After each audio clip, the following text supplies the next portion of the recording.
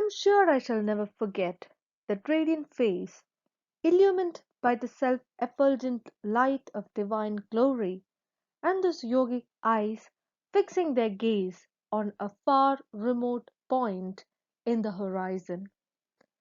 Uttered by Rabindranath Tagore, these words were used to express his admiration for Sree Narayana Guru. A visionary of his time, Guru channelized his energy to eradicate the visible evil that tortured humanity. It was the hideous practice of caste division that drew boundaries, established laws, and forced a group of people to lead a miserable life. Sree Narayana Guru was born on 28th August 1856 at Vailathur Veeda, Chembarandi, Thiruvananthapuram. He was born to Madanashan and Kuttiyamma. His childhood name was Narayanan, and he was affectionately called by his parents as Nanu. He had his early education in a nearby school which followed a Gurukula model. His father, Madanashan, was a teacher and he was fluent in Sanskrit, astronomy, and Ayurveda.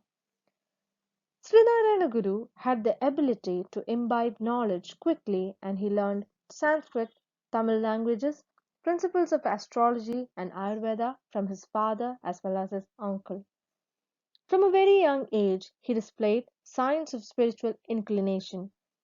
During his youth, he assisted his father in tutoring and his uncle in the practice of Ayurveda.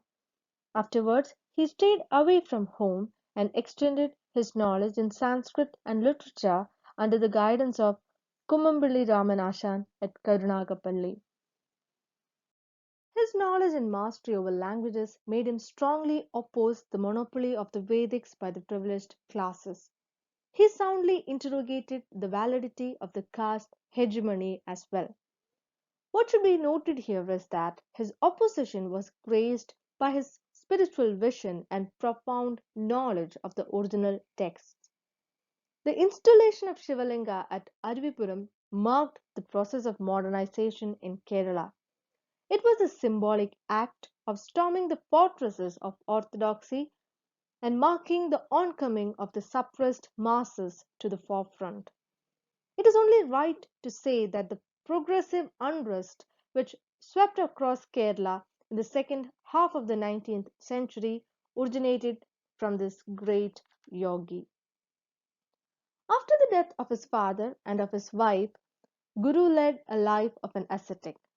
He often wandered through deep woods and also along the seashores and kept himself alive by what strangers offered him. He was driven by a metaphysical disquiet. It was during this time he met Kunyan Pillai, who later became Chattambi Swamigal. He introduced Guru to Taikad Ayya, who was a Hatha yogi. Along with Taikad Ayya, Srinarayana Guru underwent rigorous training in yoga practices. Now, let's look into the further details of his life. His wanderings culminated in the forests of Mardwamala, where he set up his hermitage. His seclusion from the external world opened to him the vistas of enlightenment. He composed the Atmopadesha Satakam after his illumination and documented in it his vision of an egalitarian society. In all his teachings, he extensively talked about how humanity should acknowledge the essence of oneness and how irrelevant was the divisions of caste, creed, and race.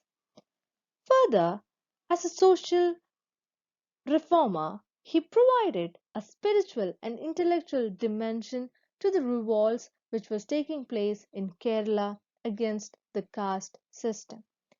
His presence at the Vaikam Satyagraha was so crucial because it brought in a focus of spiritual dimension to the cause and elevated the Satyagraha to be an attempt not only to facilitate entry to the temples or the roads around it, but also to eradicate the social evil of caste system. The next major act by Srinarayana Guru was the consecration of the Shiva idol. under a small canopy made by his devotees on a rocky platform. This act welcomed a lot of murmuring from the upper classes, to which he gave an iconic response. He said, "What we instilled was not the Brahmin Shiva but our own." This response stilled the voice of the opposition. Further, he set up a Kshetrayogam for the management of temple rights.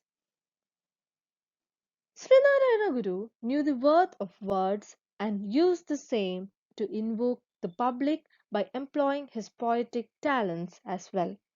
His verses expressed his views on social evils and also his profound spiritual ideas. To conclude, his life was a rendering to build an egalitarian society. He tried to inspire and invoke in people a sense of belongingness among each other. He was a man of action, a religious intellectual, and someone with a keen sense of the societal needs of the people. Thank you.